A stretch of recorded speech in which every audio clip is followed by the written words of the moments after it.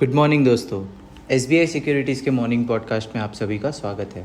दोस्तों, आज के पॉडकास्ट में हम बात करेंगे कि निफ्टी और बैंक निफ्टी का क्या परफॉर्मेंस रहा है और आने वाले ट्रेडिंग सेशंस में हम उसमें क्या प्लान कर सकते हैं, और ऐसे कुछ सेक्टर्स देखेंगे जो शॉर्ट टर्म में आउट परफॉर्मेंस करने की संभावनाएं रखते हैं।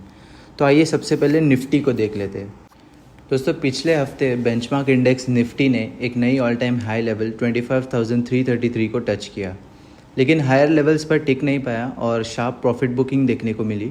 इस वजह से वीकली स्केल पर बेरिश एंगल्फिंग कैंडलस्टिक पैटर्न बना। बेरिश एंगल्फिंग एक रिवर्सल कैंडलस्टिक पैटर्न होता है जो अक्सर अप ट्रेंड के एंड पर बनता है। इस बेरिश फॉर्मेशन के साथ इंडेक्स अपने 20-डे EMA के नीचे स्लिप हो गया है, जो अगस्त 16 के बाद पहली बार हुआ। डेली RSI और स्टोकेस्टिक ने बेरिश क्रॉसओवर दिया है, जो लिमिटेड अपसाइड की तरफ इशारा करता है। दोस्तों, सबसे खास बात यह है कि निफ्टी के कॉन्स्टिट्यूएंट्स में से 56% स्टॉक्स अपने 20-डे EMA के ऊपर ट्रेड कर रहे हैं। पिछले हफ्ते 80% स्टॉक्स अपने 20-डे EMA के ऊपर ट्रेड कर रहे थे। ये क्लियर करता है कि मार्केट ब्रेड्थ में सिग्निफिकेंट वीकनेस आई है कंपेयर टू पिछले हफ्ते के इसमें।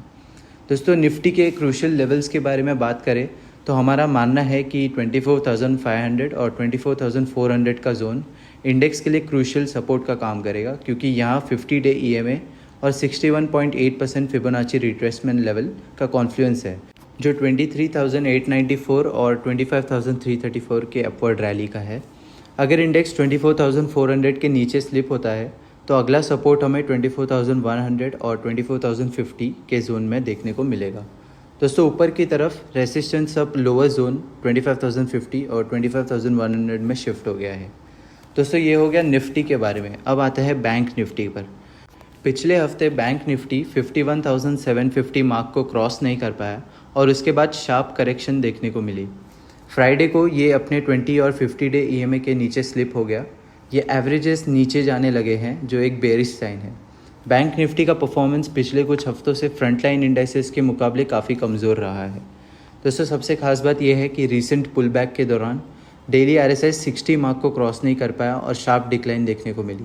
ये क्लियर करता है कि RSI रेंज शिफ्ट रूल्स के मुताबिक रेंज अब बेरिश जोन में शिफ्ट हो गई है।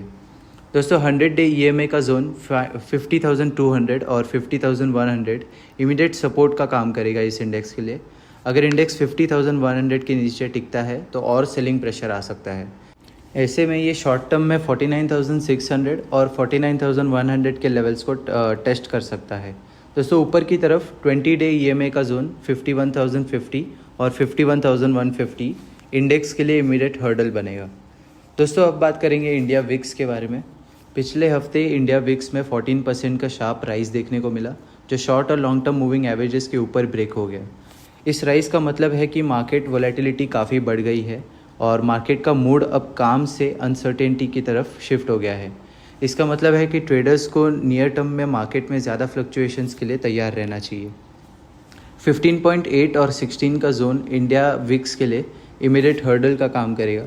अगर इंडिया विक्स 16 के ऊपर टिकता है तो शार्प अपसाइड रैली आके 16.7 और उसके बाद 17.2 के लेवल्स को टेस्ट करते हुए दिख सकता है। दोस्तों, अब बात करेंगे ऐसे कुछ सेक्टर्स की जो आउट परफॉर्मेंस करने की संभावनाएं रखते हैं।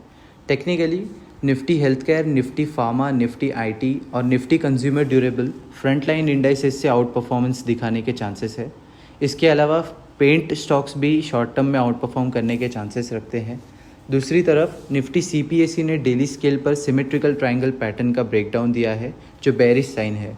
आगे जाके ये अपने 100-डे EMA लेवल को टेस्ट कर सकता है, जो फिलहाल 6,820 के लेवल पर है। दोस्तों, निफ्टी PSU बैंक ने भी डेली स्केल पर हॉरिजॉन्टल ट्रेंड लाइन ब्रेकडाउन दिया है। फिलहाल ये अपने 200-डे EMA के अराउंड ट्रेड कर रहा है। अगर ये 6,635 के नीचे टिकता है तो PSU बैंकिंग स्पेस में शार्प करेक्शन आने के चांसेस है। इसके अलावा दोस्तों, Nifty PSE, Nifty private bank और निफ्टी ऑटो फ्रंटलाइन इंडाइसेस से अंडर परफॉर्म कर सकते हैं। तो दोस्तों, आज के पॉडकास्ट में इतना ही। हमारे साथ जुड़े रहने के लिए बहुत बहुत धन्यवाद। Thank you. Investment in securities market are subject to market risks. Read all the related documents carefully before investing.